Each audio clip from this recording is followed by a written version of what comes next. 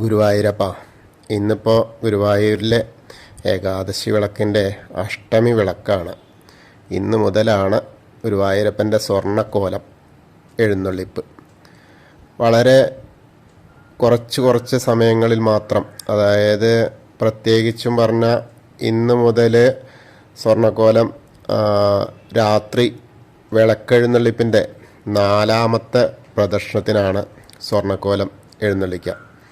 ഏകാദശി വിളക്കിൻ്റെ അവസാനത്തെ 4 ദിവസങ്ങളിലും ഉത്സവത്തിലെ അവസാനത്തെ 5 ദിവസങ്ങളിലും അഷ്ടമി രോഹിണിക്കും മാത്രമാണ് സ്വർണ്ണക്കോലം എഴുന്നള്ളിക്കുക.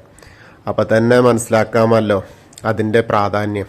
ആ സ്വർണ്ണക്കോലത്തിലുള്ള ഭഗവാനെ കാണുക എന്ന് പറഞ്ഞാൽ അത് അത്രയധികം പ്രാധാന്യം അർഹിക്കുന്നതാണ്. അതായത് വർഷത്തിൽ ഇത്രയും ദിവസമാണ് ആ സ്വർണ്ണക്കോലം പുറത്തേക്ക് എഴുന്നള്ളിക്കണുള്ളൂ എന്നർത്ഥം. അപ്പം അങ്ങനെയുള്ള ആ ഒരു കാഴ്ച, അതിലത്തെ കാര്യങ്ങൾ എന്താ വെച്ചാൽ 10 കിലോഗ്രാം സ്വർണം ഉപയോഗിച്ചാണ് നിർമ്മിച്ചിരിക്കുന്നത്. അതേപോലെ അതിൻ്റെ നടുവിൽ, കോലത്തിൻ്റെ നടുവിലായിട്ട് മുരളി ഊതി നിൽക്കുന്ന ഉണ്ണികൃഷ്ണനാണ്. ചുറ്റുഭാഗത്തായ വീരശൃംഖലയും അതേപോലെ തുറന്ന ഭാഗത്ത് മരതക പച്ചയും സ്വർണ്ണ പൂക്കളും പ്രതിഷ്ഠിച്ചിട്ടുണ്ട്.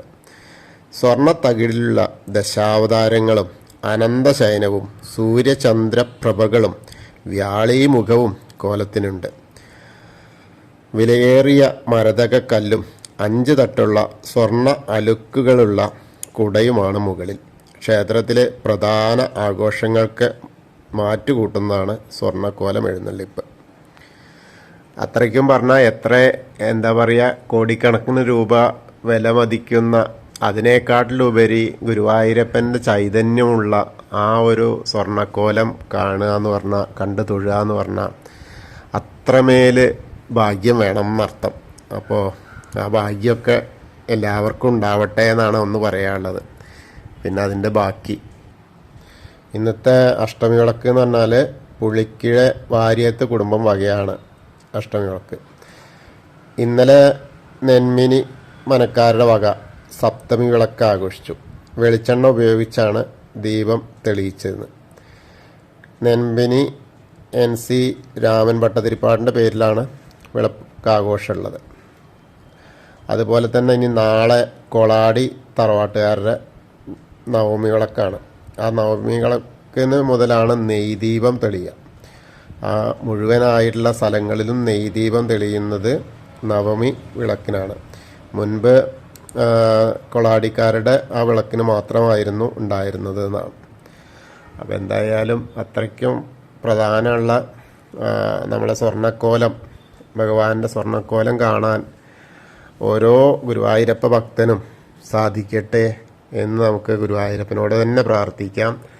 കാരണം മാസത്തിൽ വളരെ കുറച്ച് ദിവസങ്ങൾ, മാസത്തിലല്ല വർഷത്തിൽ തന്നെ, നേരത്തെ പറഞ്ഞ പോലെ ഏകാദശിക്കും ഉത്സവത്തിനും അഷ്ടമിരോഹിണിക്കും മാത്രം കിട്ടുന്ന മഹാഭാഗ്യമാണ്. അപ്പോൾ അത് എല്ലാവരിലേക്കും എത്താനും ഇതെല്ലാവരും ഒന്ന് അറിഞ്ഞോട്ടെ.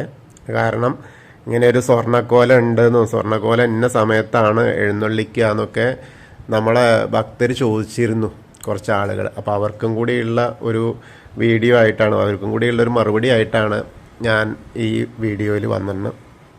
എല്ലാവരും ഇത് ഷെയർ ചെയ്യുക. അതുപോലെ സബ്സ്ക്രൈബ് ചെയ്യാത്ത ആളുകളൊക്കെ സബ്സ്ക്രൈബ് ചെയ്യുക. ഹരേ കൃഷ്ണ, ഗുരുവായൂരപ്പ ശരണം.